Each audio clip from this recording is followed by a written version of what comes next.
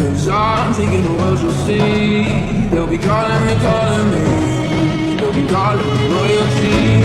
Let's do give me loyalty, 'cause I'm taking the world, you'll see. They'll be calling me, they'll be calling me royalty. Assalamualaikum warahmatullahi wabarakatuh. Shalom, Om Swastiastu, Namo Buddhaya, Salam Kebajikan. Halo teman-teman semuanya, perkenalkan nama saya Alif Asya Hidayat dengan NPM B1A023202.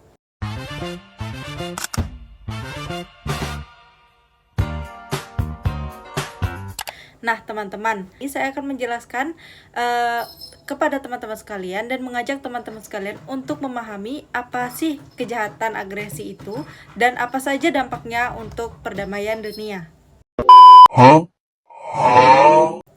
Agresi sendiri adalah tindakan suatu negara yang menggunakan kekuatan militer terhadap kedaulatan, integritas wilayah, atau kemerdekaan politik negara lain. Tindakan ini bertentangan dengan prinsip dasar hukum internasional yang menjunjung tinggi perdamaian dan kedaulatan negara. Kejahatan agresi sendiri merupakan salah satu bentuk kejahatan internasional paling serius yang mengancam perdamaian dunia. Dalam konteks hukum pidana internasional, agresi tidak hanya berdampak pada suatu negara, melainkan juga dapat memicu konflik global yang berkepanjangan. Sebelumnya kita sudah membahas mengenai pengertian agresi. Selanjutnya kita akan membahas mengenai bentuk-bentuk tindakan agresi. Apa saja sih bentuk-bentuk tindakan agresi itu? Nah teman-teman, agresi sendiri memiliki beberapa bentuk tindakan. Di antaranya, yang pertama, invasi atau penyerangan ke wilayah negara lain. Yang kedua, pendudukan militer secara paksa. Yang ketiga, pemboman atau penembakan lintas batas. Serta dukungan terhadap kelompok bersenjata untuk menggulingkan pemerintahan negara lain. Tindakan-tindakan ini menunjukkan adanya penggunaan kekuatan secara tidak sah dalam hubungan internasional. Nah teman-teman sekalian, agresi sendiri dalam hukum internasional dikategorikan sebagai kejahatan serius yang mengancam perdamaian dunia. Tindakan ini dilarang dalam Piagam PBB dan diatur lebih lanjut dalam Statuta Roma tahun 1998. Pelaku kejahatan agresi sendiri dapat diadili oleh Mahkamah Pidana Internasional atau ICC sebagai bentuk pertanggungjawaban atas pelanggaran hukum internasional. Nah, selanjutnya, apa saja sih dampak yang ditimbulkan oleh agresi?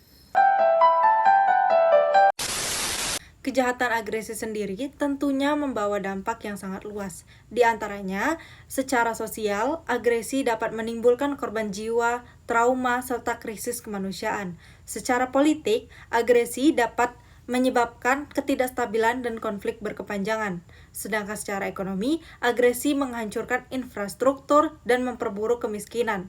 Sedangkan secara global, agresi dapat menimbulkan ketegangan antar negara dan mengancam keamanan internasional. Nah teman-teman, apa saja sih tantangan yang dialami untuk menangani agresi sendiri?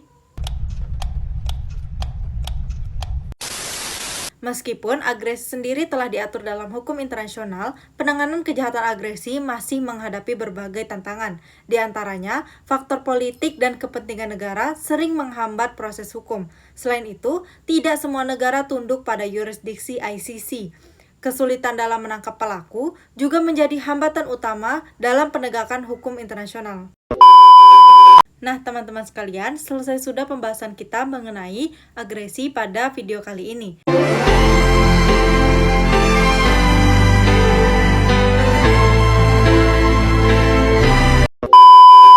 Dapat saya simpulkan bahwa agresi sendiri merupakan ancaman nyata bagi perdamaian dunia. Oleh karena itu, diperlukan kerjasama internasional yang kuat, serta komitmen dari setiap negara untuk menegakkan hukum dan menjaga stabilitas global. Karena pada akhirnya tidak ada perdamaian tanpa keadilan. Sekian, terima kasih. Wassalamualaikum warahmatullahi wabarakatuh. Thank you guys.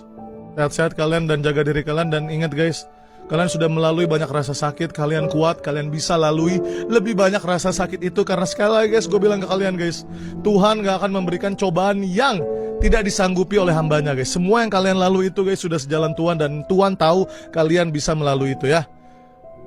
Kalian kuat guys, thank you. Brando Winda, signing out.